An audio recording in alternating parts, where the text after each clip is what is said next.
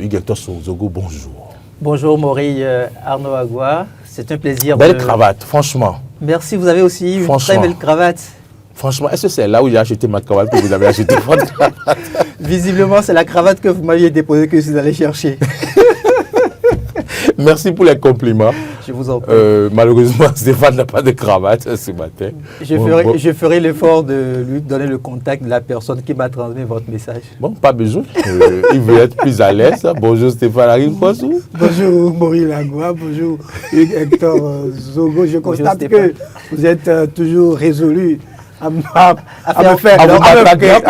faire des coups d'état vestimentaires. Non, mais pas du tout. Mais j'en prends acte, on avisera vendredi. On avisera donc vendredi. Allez, c'est un plaisir, mesdames, messieurs. Je vous ramène donc sur ce plateau. On va donc faire le débat. Stéphane Arim-Kwasou, Hugues-Hector Zogo. Un premier titre qui nous intéresse, que je trouve d'ailleurs un titre inévitable. Oui, inévitable, c'est bien la constitution de ce dossier, de ce groupe, je vais dire, de la liste de ceux-là qui vont donc travailler à élire le duo candidat Wadaï Talata. Et puis, c'est bien Matin Libre qui en parle ce matin. Pas Matin Libre, c'est le matin, voilà. Le matin, titre présidentiel 2026, Patrice Talon, Biotchane et Djogbenou. Le trio des grandes stratégies politiques. Mais moi, j'ai mis un point d'interrogation. C'est ça la différence. Et pour permettre donc à nos analystes politiques d'avoir de la matière. Le trio des grandes stratégies politiques, c'est une interrogation qu'on en fait ici. Oui, présidentielle 2026, Patrice Talon, Biotchane et Djogbenou. Le trio des grandes stratégies politiques. Je donne la parole à Stéphane Arim-Kwasou. D'accord, merci, je la prends volontiers. Il me semble que les gens sont un peu, je ne sais pas que je vais dire, un peu séduits de constater que le nom du président de la République figure parmi ces personnes de pont qui donc verront à ce que les choses soient parfaitement faites. Est-ce que c'est votre avis? Oui, évidemment. On ne devrait pas être surpris de voir le chef de l'État dans cette équipe de campagne qui va organiser la fête de consultation électorale avec le duo candidat. Est-ce que cela confirme que c'est vraiment le maître à penser? Oui, je vais y aller progressivement. Le chef de l'État avait déjà dit qu'il va s'impliquer personnellement dans ces élections. Et il le montre si bien depuis le démarrage, n'est-ce pas, de ces élections, en fait, de ces élections-là, le démarrage de ce processus électoral, je veux dire, il le montre si bien depuis le choix du candidat, et tout ce qui y va avec. Actuellement, on est en train de constater que l'homme figure parmi l'équipe qui va conduire cette campagne électorale et se trouve être, je veux dire, tel que, quand on voit l'architecture telle que cela a été, la figure a été faite, il se trouve être sur le même palier que les candidats, les deux, le duo. Ils sont sur le même palier. Il y a le président Patrice Talon, il y a Djogbenou et puis il y a Tchane qui constitue le comité même qui va mettre en place les stratégies nécessaires. Oui. Et donc, ce comité-là, les maîtres à penser. Voilà, ceux qui font partie de ce comité sont les maîtres à penser. C'est eux qui vont dicter le tempo. C'est les chefs d'orchestre. Ce sont les maestros. Les maestros. Ce sont les maestros. Quel mot faut-il encore utiliser? Bon, Hugues va compléter tout à l'heure. Donc, c'est forcément... Ce sont les pilotes. Voilà, si on veut aussi. Hein. Donc, c'est eux qui vont... les commandants de bord. c'est eux qui vont dicter ce qui va se faire. Mais ils ne le feront pas seuls parce qu'ils seront accompagnés par une pile d'individus. Mais quand moi je vois les trois qui sont mis là, ils sont mis là à dessein. À dessein. Et ça se comprend aisément. Le président de la République est l'autorité morale de la majorité présidentielle. Et en tant que tel, il ne doit pas être out pour une compétition de cette nature. C'est pourquoi il est dedans. Le président Djogbenou est le président du plus grand parti. Biotchane est le président du deuxième parti. Et donc, en tant que chef des deux partis qui soutiennent l'action du chef de l'État, ils sont obligés d'être au cœur de cette manœuvre-là, au cœur même de cette dynamique-là. Parce que c'est eux qui connaissent mieux leur parti. C'est eux qui savent comment coordonner. Parce que quand on voit la liste, ce sont des personnalités, des figures très éminentes des deux formations politiques qui ont été positionnées dans cette direction de campagne. Alors, qui de mieux pour connaître ces figures-là, si ce n'est pas les chefs de parti? Et donc, c'est tout à fait normal que ces chefs de parti-là soient dans le comité de stratégie pour pouvoir donner le tempo et impulser la bonne dynamique à cette machine de guerre qui ira conquérir le pouvoir. Très bien. Hugues Hector Zogo, oui, n'est-ce pas la confirmation de tout ce que nous avons l'habitude de dire ici, que quand même le président Patrice Talon est un maître à penser? Est-ce que sa présence dans ce trio de ponts vous a surpris? Non, je n'ai pas été du tout surpris de voir aujourd'hui le président de la République du Bénin en qualité de citoyen siéger donc au sein de ce comité stratégique. Mais il faudrait quand même qu'on puisse rétablir une vérité. On a pu constater au niveau de Fraternité qu'ils ont fait mention de ce que Mouel Bénin est absent. C'est faux. Mouel Bénin est représenté par Claude Edgar Zokli. Ah, c'est peut-être parce qu'ils n'ont pas entendu Jacques Ayali.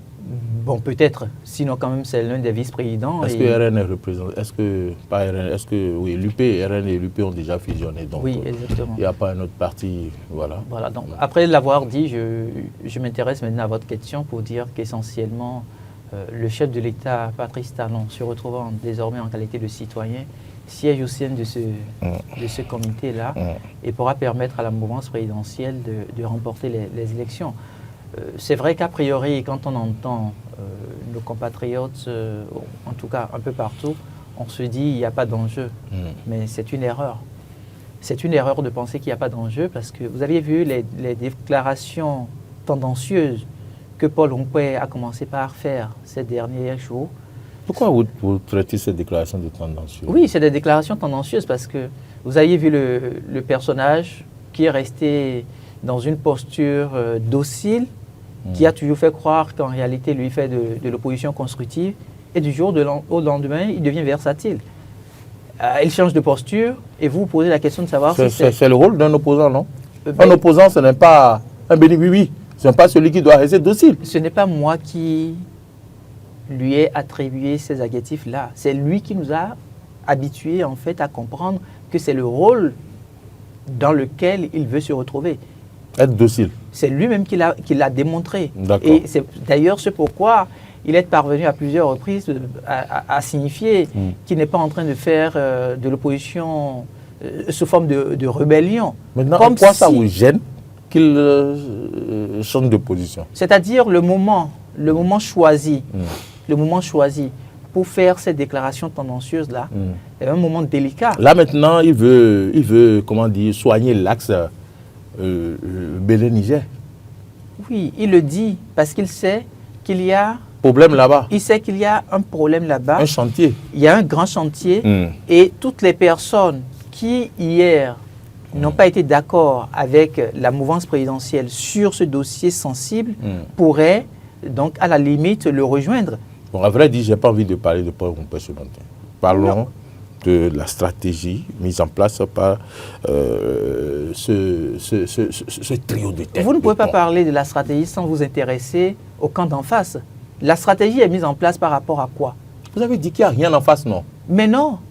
Je vous ai Il y a parlé, encore quelque chose en je face? vous ai parlé des déclarations tendancieuses. Oui, la semaine dernière, vous avez dit qu'il n'y avait rien. Oui, mais on a évolué. La politique, c'est du factuel. D'accord. Donc quelque chose est en face maintenant. On est en train d'avoir un élément qui aspire effectivement à gagner les élections. Ah, bon, d'accord. Allons-y alors. Et donc, à partir de ce moment-là, il ne faut pas lui laisser. Si peut-être le candidat avait été minimisé, il faut désormais démontrer qu'on a la possibilité d'avoir quelqu'un qui prend de la hauteur et qui se dit « moi aussi, je mérite d'être président de la République ». Mais est-ce que vous voulez dire quand même que le camp de la mouvance prend les choses très au sérieux? C'est ça, en fait.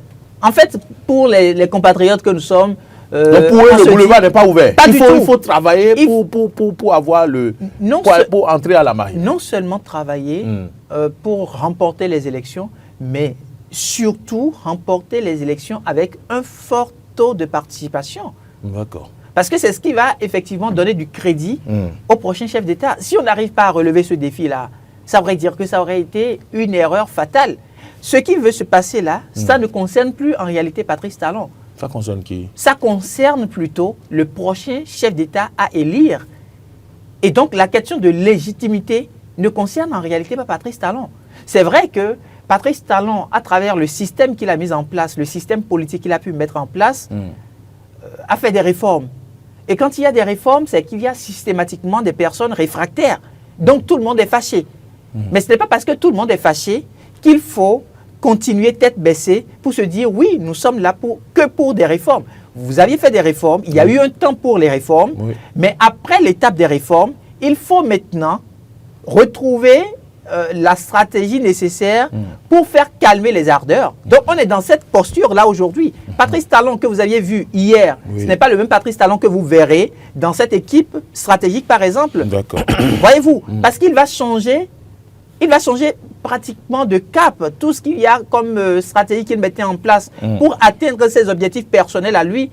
Il sera obligé maintenant de faire profil bas et se soumettre à la volonté du peuple. Exactement, de les réadapter au contexte. Parce que le contexte aujourd'hui, c'est de pouvoir emmener chaque citoyen béninois en âge de voter à délibérément sortir le jour du vote pour accomplir son devoir civique. Qu'est-ce que vous faites dans ce sens-là quand vous saviez que vous aviez été un chef d'État réformateur, un chef d'État qui a pu fâcher les gens? Qu'est-ce que vous faites à partir de ce moment-là? Est-ce que vous gardez votre posture initiale de chef d'État réformateur ou est-ce que vous trouvez d'autres stratégies pour essayer de faire comprendre à vos compatriotes qu'en réalité, ce que vous étiez en train de le faire, ce n'était que pour le bien du pays et que désormais, on peut encore se reparler et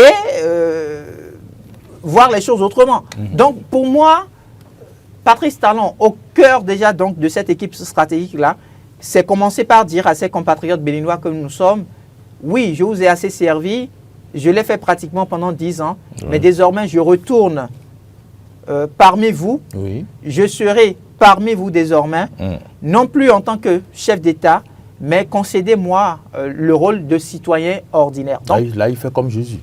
Oui, c'est une mission qui lui a été confiée. Il a fini d'assumer la mission avec responsabilité. Parce que c'est par l'esprit de responsabilité qu'il a pu avoir l'audace de faire tout ce qu'il a pu faire là. Il a pu fâcher parce que le poste qu'il occupe demande à ce qu'on fasse les gens en vue d'atteindre un certain nombre d'objectifs pour la nation. Et ça, il a assumé avec fierté. Mais au-delà du fait qu'il a assumé, il y a aussi un autre pan. Est-ce qu'il va laisser le pouvoir, après tout ce qu'il a pu réaliser à la tête de notre pays, dans les mains d'un acteur de l'opposition, ou est-ce qu'il va souhaiter à ce que ce soit son dauphin qui prenne la relève et parvienne aussi donc à travailler dans la même dynamique, dans la continuité de réalisation des projets entamés. Donc c'est là la grande question. Et là maintenant on est en politique, ce n'est plus une question du président de la République qui siège, mais c'est le citoyen Patrice Talon qui siège et il doit pouvoir faire face aux déshydratats, comme on le dit, de ses compatriotes. Très bien. J'ai une question pour vous. Oui, vous voulez réagir d'abord? Bon, pour poser la question, je vais voir. Non, parce que je ne vais pas poser la question et vous allez dire que... Vous voulez d'abord répondre sur ce qu'il a dit. Non. De toutes les façons, je pense qu'il y a un aspect. Il y a un aspect qui me paraît intéressant ou important. Quand on voit la posture de Rumpé aujourd'hui, Rumpé, moi je ne parlerai pas de position tendancieuse parce que d'une manière ou d'une autre, Rumpé est en train de faire ce qu'il doit faire. Aujourd'hui, il est le seul ou la seule figure de l'opposition qui soit encore sur le tapis, qui tient bon malgré tout et qui va à l'élection présidentielle. Vu que on l'a souvent pointé du doigt comme le silencieux qui ne parle pas, qui n'agit pas, je pense qu'on ne va pas encore lui tirer dessus alors qu'il est en train d'agir maintenant, de parler. Parce que vous lui avez fait suffisamment de consultations. Voilà, maintenant, voyez-vous, on va même dire qu'il est un peu stratégique. Parce qu'il est en train de faire de la cooptation, il est en train de coopter. Vous voyez? Mais celui qui coopte, il coopte les gens pourquoi? Oui, parce qu'il veut, pour lui, parce qu'il veut être président de la République. Oui, il veut conquérir le pouvoir. Donc, il prend la conquête un peu plus au sérieux. Il faut que les gens puissent avoir l'impression qu'il n'est pas en train de faire de la figuration ou qu'il n'est pas un faire-valoir, comme on le dit. Et donc, quand on voit quelqu'un comme Fred Huenou qui s'affiche de plus en plus aux côtés de Rumpé, ça devient, ça devient un peu plus sérieux. Non, en quoi c'est sérieux? Votre exemple est malvenu. Quand on prend quelqu'un comme en tout cas, moi, je prends les figures. On parle de Fred Huenou. Je parle de Fred Huenou. Quel est le poids de Fred Huenou? Fred Huenou, non, c'est un acteur politique. Ce n'est pas question de, ce n'est pas le poids. Moi, je ne vois pas le poids. En matière de réflexion, en matière de réflexion, en matière de stratégie, non. De vous à moi, quel est le poste qu'il a occupé et qui visiblement sur le plan regardons. Oui. Ces prises de parole, Hugues, si j'ai des ambitions, je te vois à mes côtés, on ne va pas parler de poste. Non, on va parler de tête pensante. Voilà. La tête pensante, il s'est retrouvé à faire pratiquement le tour de tous les partis politiques. C'est en fait ça la référence? Bon, de toutes les façons. C'est ce que vous nous présentez sur le plateau comme la référence? En tout cas, il a un antécédent. En tout cas, c'est parce que il a un antécédent qui fait dans la tête qu'il a fait. Il a un antécédent qui fait dire qu'il n'est pas Fred Huenou. Mais pardon, il n'est pas des moindres en matière politique par rapport aux jeunes. Vous le comparez à qui? Aux jeunes. Par rapport à certains jeunes. Les jeunes dont vous parlez, c'est des jeunes quand même qui ont le sens de l'éthique. Maintenant, c'est des jeunes qui ont le sens de l'éthique. Permettez-moi de continuer par citer des noms. On peut faire le point de tout ce qu'il a parcouru comme parti politique et ce qu'il a apporté comme contribution. Oui, moi je ne veux pas parler. Donc je ne voudrais pas que vous puissiez vendre. Je ne voudrais pas que vous puissiez le vendre très cher à Paul Rumpé, parce que Paul Rumpé a besoin de personnes capables. Je ne le vends pas parce que je n'en tire pas profit. Non, je ne parle pas de vous. Mais je le dis parce que c'est Paul Rumpé qui déterminera si il est intéressant ou pas. Paul Rumpé a besoin de stratèges pour pouvoir gagner les élections. Il doit être président de la République. Mon cher Hugues Hector Zogo, permettez-moi quand même d'aller au bout de mon idée. Permettez-moi d'aller au bout de mon idée. Je voulais également citer la récente sortie de Bertin Korovi. Vous trouvez enfin l'autre. Bertin Korovi à côté de Paul Rumpé. Mais on sent que Paul Rumpé est en train de... Est-ce que Bertin Korovi est déboussolé? Non, lui... Finalement, on se rend compte que ce sont des personnes qui finissent par être renvoyées des partis politiques bien organisés, qui aujourd'hui ont de toute façon, du crédit le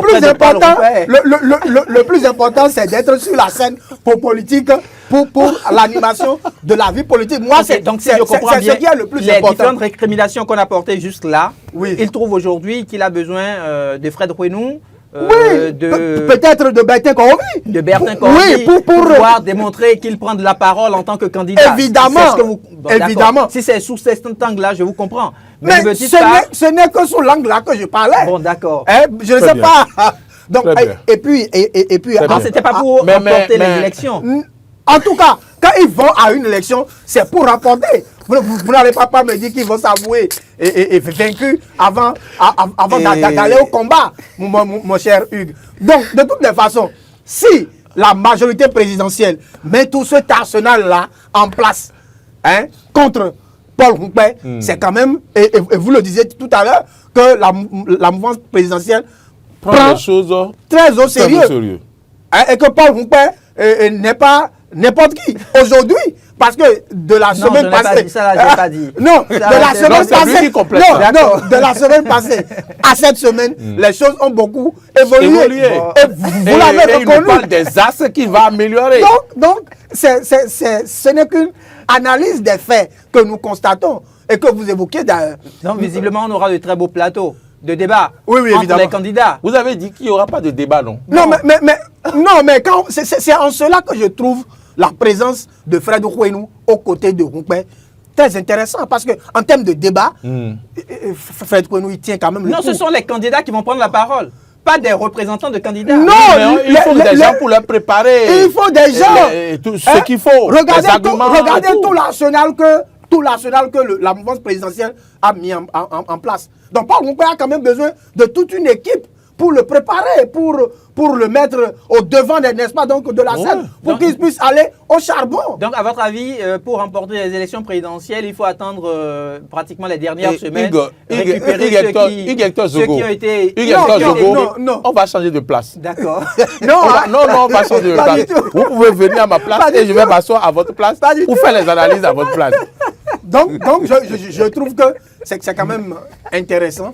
Et ce qui a été mis en place par la mouvance présidentielle montre, en tout cas, l'idée que ça renvoie, c'est que rien n'est gagné d'avance.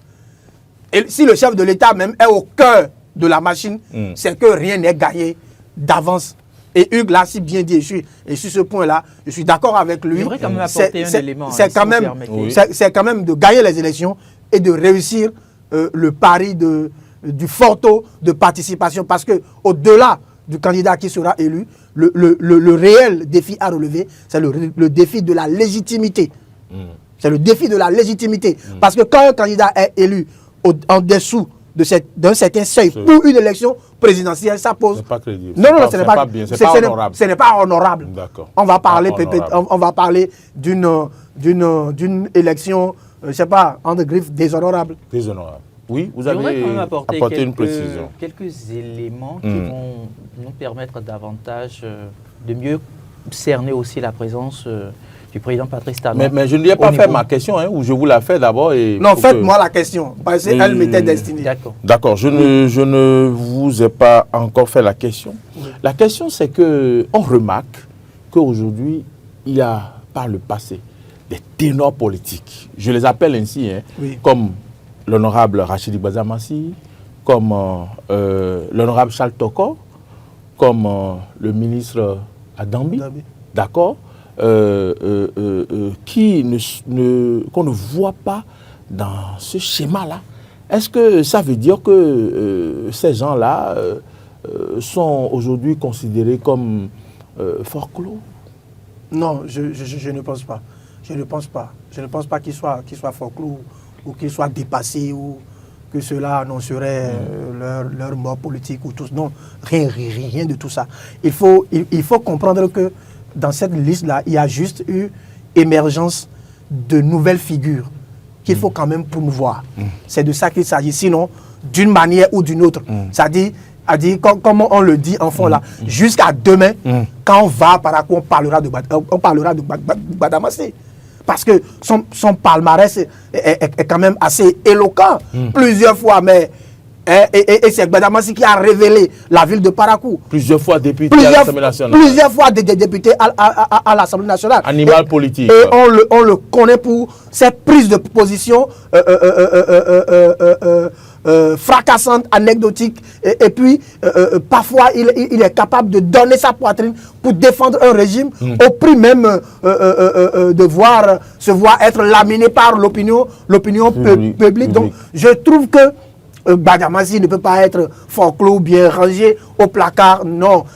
Badamassy, il se tait, mais c'est comme le phénix, il va renaître de ses cendres et on le verra encore sous sous un nouveau jour. Il n'a pas réussi il n'a pas été positionné pour être député à l'Assemblée nationale. Mais le chef de l'État l'a appelé à ses côtés pour qu'il soit ministre conseiller à la défense, ou je crois. Oui, c'est bien ça. Il l'a sollicité parce qu'il connaît quand même sa force politique. Et puis, en tant que ministre conseiller, il va continuer par jouer ce rôle politique-là dans sa localité.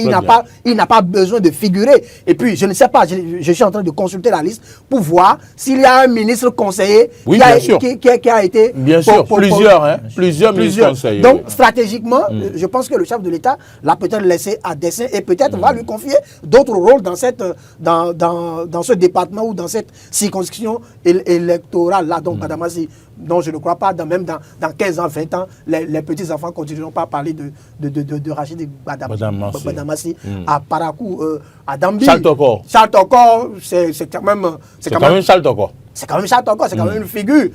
Donc, je pense que c'est toujours la même dynamique qui continue. Laisser la place aux jeunes pour qu'ils puissent faire émerger les jeunes. Faire leur preuve. Parce que les jeunes doivent aller aussi à l'école des Oui, et je trouve que c'est quand même intéressant parce que Rachid Badamassi, je trouve qu'il est en train de passer la main progressivement. Parce qu'il a fait beaucoup pour Parakou. Et accepter que d'autres jeunes émergent, ça le conforte même dans sa position de leader. Qui ne bouscule pas la jeunesse, qui ne dérange pas la promotion de la jeunesse. Il a une expertise en politique, non? Quelle expertise politique il a? C'est docteur en politique ou bon, ça ne me vient pas à l'esprit, peut-être que ça va me venir, mais je sais quand même que Rachid Badamassi demeure un stratège, un animal politique qu'on ne peut pas... Redoutable. Qu'on ne peut pas jeter comme ça. Hugues Zogo, vous répondez à la question là ou bien vous apportez l'autre précision? J'avais un élément... Une précision à apporter, une clarification, vous aviez dit. Signifier ce qui pourrait justifier aussi le sens de la présence du président Patrice Talon au sein de ce comité-là. Regardons un peu, parcourons un peu l'histoire politique de notre pays. Ministre d'État Abdoulaye Biokane, Bruno Amoussou, ils ont cherché le pouvoir d'État pendant plusieurs années. Vous prenez le ministre de la Défense, Séverin Ayovi, il a cherché le pouvoir d'État pendant plusieurs années.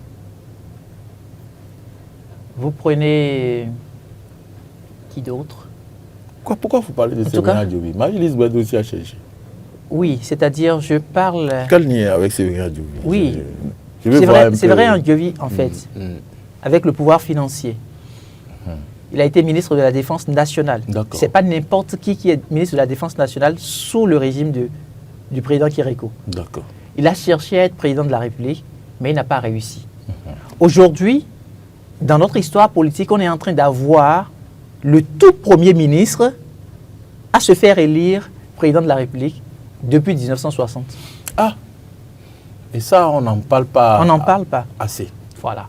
Donc, si celui, parce que on ne va pas se leurrer, hein, on est en politique. On est en politique et si Patrice Talon s'est retrouvé au cœur donc, de cette équipe stratégique-là, c'est parce qu'il a vu des choses de par le passé. Mais il peut y avoir retournement de veste à tout moment. On ne peut pas avoir confiance aux politiciens. Ça ne coûte absolument rien aujourd'hui aux acteurs politiques, à la dernière minute, de changer de posture et aller se retrouver du côté de Paul Rompé, juste dans l'intention de se dire, une fois Paul Rompé est élu, ils parviendront à obtenir ce qu'ils ont toujours espéré et qu'ils n'ont pas pu avoir sous Patrice Talon. C'est des cas qui peuvent être possibles en politique. C'est vrai, à la limite, tout le monde se dit, bon, Paul Rompé, est-ce qu'il y a un enjeu, tout ça? Mais attention, parce que ne nous leurrons pas. On a eu Patrice Talon, exilé, qui est rentré au Bénin à 3 mois des élections et qui est parvenu à gagner les élections présidentielles face à un puissant ministre d'État à l'économie et des finances, directeur de campagne de l'époque, je veux parler de Komi Koutié, avec Lionel Zinsou, qui s'est retrouvé pratiquement à être un économiste de rang international adulé de pratiquement tous en Afrique. Il s'est retrouvé donc en face de celui-là et c'était le dauphin du président de la République en exercice. Comment Patrice Talon est parvenu à ravir la vedette politique à Boni Yayi dans ce contexte-là? Donc, quand il pense à tout ce qui a pu se passer dans les couloirs politiques, s'il ne siège pas au sein de ce comité-là, ça risque de l'échapper. Le pouvoir risque d'échapper à son dauphin aussi.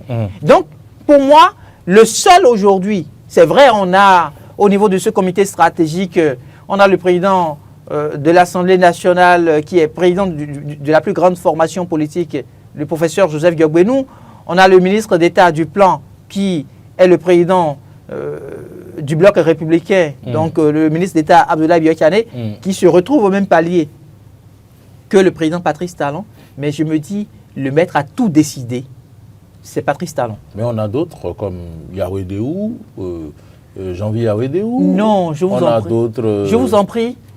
C'est des personnalités qui sont retenues, certes, pour siéger au cœur donc, de cet appareil qui va faire bouger, je vais dire, les lignes en vue de faire gagner les élections à la mouvance présidentielle. Mais le seul acteur capable de donner toutes les orientations du début jusqu'à la fin pour que le résultat soit constaté, le seul a pour nom Patrice Talon. Ne nous leurrons pas. D'accord. Et en ce qui concerne les absents sur la liste, je demandais vous avez parlé, c'est les prémices de la mort politique non, du trio dont j'ai cité. C'est en fait cette erreur-là que beaucoup font. Ce n'est pas parce que X n'est pas retenu à l'étape A que systématiquement il est en disgrâce avec le président Patrice Talon. Pas du tout. On a eu le cas Akponan. Vous avez vu tout ce que ça a créé comme tollé. Systématiquement, il a été éjecté du gouvernement pour aller répondre devant la justice. Mais c'est le même qui a encore été positionné par une liste de la mouvance présidentielle et aujourd'hui, il siège à l'Assemblée nationale en tant que député. Donc, c'est dire que nous devons faire très attention. Quand on suit un peu l'évolution des choses politiques chez nous, vous avez très bien fait. Il y a peut-être pour le président Patrice Talon des indices sur lesquels il se base pour donner des notes de fidélité, de loyauté. Parce que c'est quelqu'un, dès qu'il découvre votre loyauté, il est prêt à tout vous offrir. Ça, on ne le dit souvent pas du président Patrice Talon. Quand vous avez la loyauté et le président Patrice Talon arrive à se rendre compte que vous êtes un loyal, mais il est prêt à tout pour vous. Et donc, ceux qui l'ont compris ne boudent pas quand il s'agit peut-être d'un poste politique stratégique et on leur fait peut-être pas appel, ils ne boudent pas. Parce qu'ils savent que ce n'est pas que ça. Quand vous regardez très bien, est-ce qu'on peut aujourd'hui parler de Parakou, en tout cas l'environnement politique de Parakou, sans citer les 3 noms que vous venez de citer? Ce n'est pas possible. Normalement, non. En tout cas, peut-être dans 7 ans, on peut avoir d'autres noms. Mais à l'instant où nous nous retrouvons, on ne peut pas parler d'une machine électorale gagnée par la mouvance présidentielle. Une machine à broyer. Au niveau de Parakou, sans citer Rachid Gbadamassi, quoi qu'on lui reproche, sans citer Charles Toko, sans citer le ministre honoraire Adambi. Ce n'est pas possible. Parce qu'en fait, ils ont... Voyez-vous, c'est des gens qui se sont retrouvés à un moment donné à faire autrement la politique. C'est des gens qui ont donné la possibilité à leurs frères et sœurs de s'investir dans l'entrepreneuriat assez vite. Là où peut-être un acteur politique de la région méridionale a du mal à investir 10 000 francs en un frère pour qu'il gagne une activité génératrice de revenus, Rachid Gbadamassi, le ministre honoraire Adambi, Charles Toko sont peut-être prêts à investir 100 000 francs pour que ce jeune-là devienne lui-même autonome. Et donc, ce qui se passe dans cette chaîne-là, c'est quoi? Quand on vous a rendu service, pour que vous puissiez quitter l'étape de soubassement pour rester désormais un être libre et digne, systématiquement, vous avez l'obligation morale de faire la même chose pour d'autres frères qui se retrouvent dans le même contexte. Donc, ce qui a fait que, aujourd'hui, quand vous allez à Parakou, inéluctablement, vous avez plusieurs jeunes qui ont été accompagnés par ces acteurs politiques-là, soit parce qu'ils ont effectivement bénéficié, je vais dire, d'un appui politique, car étant dans l'appareil politique, ou soit parce que c'était un projet à caractère entrepreneurial, et ils sont allés vers ces leaders-là qui leur ont apporté le minima. Donc pour moi, vous pouvez chercher à les détruire, mais vous aurez tout un arsenal, vous aurez toute une troupe derrière pour vous combattre. Parce qu'en fait, ce qui se passe aujourd'hui, ce n'est plus une question de ces trois figures. C'est une question de ces jeunes-là qui ont pu bénéficier d'un appui de ces leaders de par le passé et qui émergent. Allez à Parakou et parlez de ces trois leaders-là, vous verrez. Il y a c'est des centaines de jeunes qui aujourd'hui sont peut-être, je vais dire, responsables de fermes ou soit ont pu obtenir leur premier camion avec l'un de ces trois. Ils ont pu faire fructifier l'entreprise. Aujourd'hui, ils sont détenteurs peut-être d'une dizaine, voire une vingtaine de camions. Et à partir de ce moment-là, regardez le nombre de personnes qui vont se retrouver à travailler. Il y a le chauffeur, il y a peut-être le jeune apprenti qui est à côté, qui apprend aussi. Donc, en fait, conclusion, ils ne sont pas politiquement morts. En conclusion, même dans 7 ans, je doute que ces figures-là, dans Parakou, en tout cas, ne serait-ce que dans la région de Parakou, puissent ne pas être salués pour leur sens d'humanisme. Sont-ils en veille? En veille, oui. Parce que quand vous avez en face de vous un chef d'État comme Patrice Talon qui vous donne ses orientations, ce que vous avez à faire, c'est la discipline. Si vous ne restez pas discipliné, la machine politique va vous broyer. Parce que vous savez ce que vous avez en face de vous. Donc pour moi, oui, ils sont en veille, ils attendent, ils veulent savoir quelle sera la prochaine mission que le président de la République va leur confier à travers les partis politiques. Très bien. Oui, Carole Laillé, un clin d'œil à Carole Laillé qui nous suit. Oui, vous voulez... Oui, je voudrais, puisque vous parlez de veilleuse tout à l'heure, je voudrais quand même dire que, vous voyez, c'est là toute la subtilité. Vous voyez, quel est le rôle que joue une lampe veilleuse? C'est souvent... pour faire un peu d'ombre, ça tamise. Voilà, la discrétion. Ouais, et je trouve que ces personnalités ou ces figures-là ne seront pas peut-être actifs sous les feux des projecteurs, mais dans l'ombre, ils seront en train de donner des orientations pratiques sur le terrain. Ils ne seront pas, c'est pas comme si pendant la campagne, Badamasi va sur... Et une équipe va se retrouver à Parakou sans qu'on ne le voit. Non, je ne crois pas. C'est pas possible. C'est impossible. C'est impossible. Très bien. Mais maintenant, puisqu'on parlait, je veux quand même revenir sur certaines figures dans certaines circonstances, si vous me le permettez. Par exemple, regardez, quand moi je prends cette liste-là, il y a quand même de nouvelles figures qui émergent. Et c'est d'ailleurs pour ça qu'il y a d'autres qui ne s'y retrouvent pas. Vous voyez, quand on prend par exemple la 6e circonscription électorale. J'ai vu Haïti, par exemple, le roi Haïti. Haïti, il y a... Oui, mais il n'émerge pas. C'est un animal politique également. Oui, mais c'est... On lui confie plus de responsabilités, c'est tout. Oui, mais c'est quand même une forme de promotion, de reconnaissance qui va confirmer son leadership. Non, c'est pas que ça. Qui va confirmer son leadership. En réalité, les têtes de liste qui se sont retrouvées, qu'on reconduit au niveau... surtout de l'Union progressiste, le renouveau. Oui, mais si sont tête de liste, ça veut dire ce n'est pas dans tous les cas. Non, ce n'est pas dans. Non, c'est pas dans tous les cas. Ce n'est pas dans. Ce n'est pas dans tous les cas que des têtes de liste ont été positionnées. D'accord. En tout cas. Mais ils ont quelque chose à prouver. Au niveau de l'Union progressiste, c'est systématique. En tout cas, pour ce que j'ai vu, je reconnais des circonscriptions où il n'y a pas eu. D'accord, on va le laisser continuer son développement. Des têtes de liste. Oui, et puis après, quand on va dans le mono et on prend, je crois, ça doit être la 18e circonscription électorale où on voit Maouyon Kako et on voit Laurent Zomaï. Vous voyez, c'est Kako, bon, on le connaît sur l'échiquier, mais quand on prend un Laurent Zomaï, c'est quand même une promotion. Et donc, c'est pour dire, en vrai, qu'il y a des figures qui sont positionnées et qui doivent être sous les feux des projecteurs.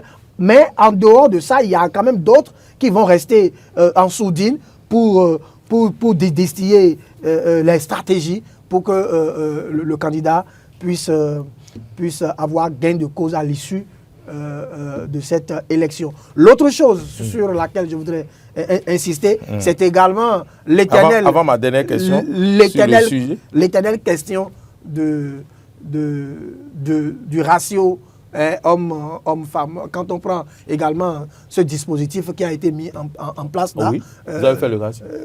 Je n'ai pas encore calculé, mais je constate qu'il y a quand même peu de femmes. Il y a peu de femmes. Il y a très peu de femmes. Quand on prend...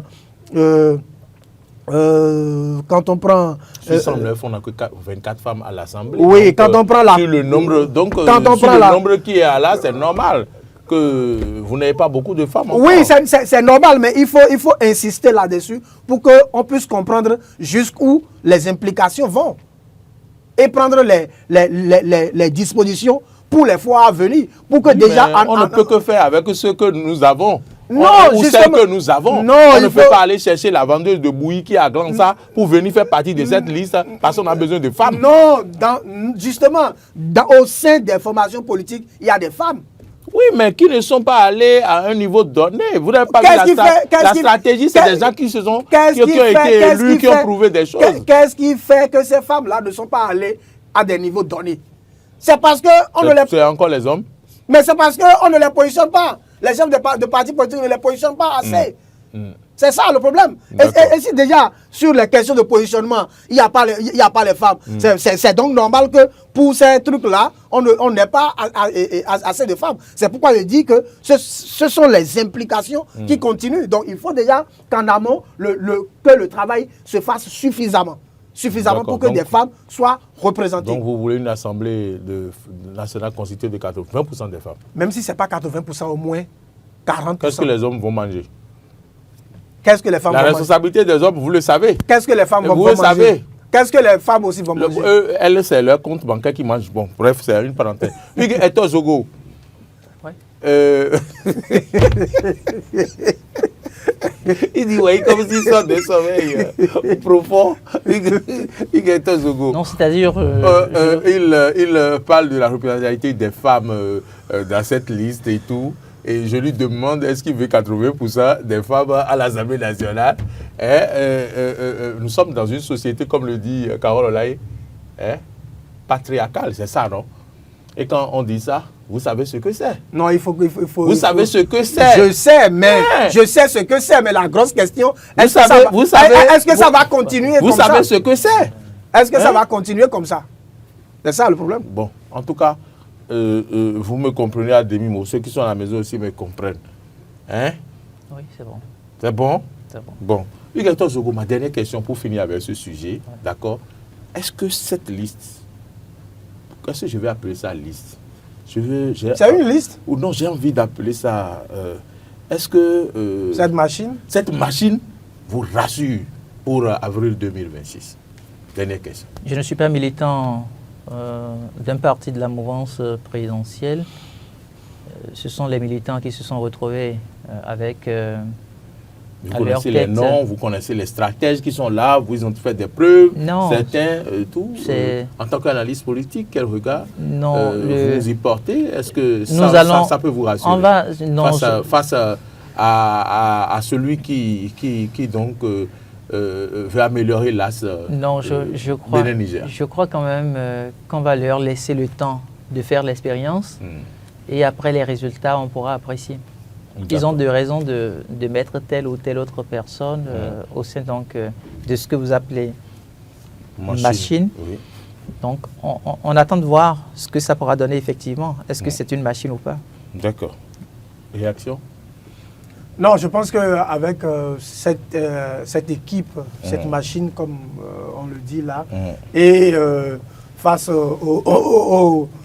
à l'adversaire, bon, ça va être probablement la réussite pour la majorité présidentielle. Ou la victoire, si vous voulez. Vous êtes rassuré? Je suis rassuré. Très bien.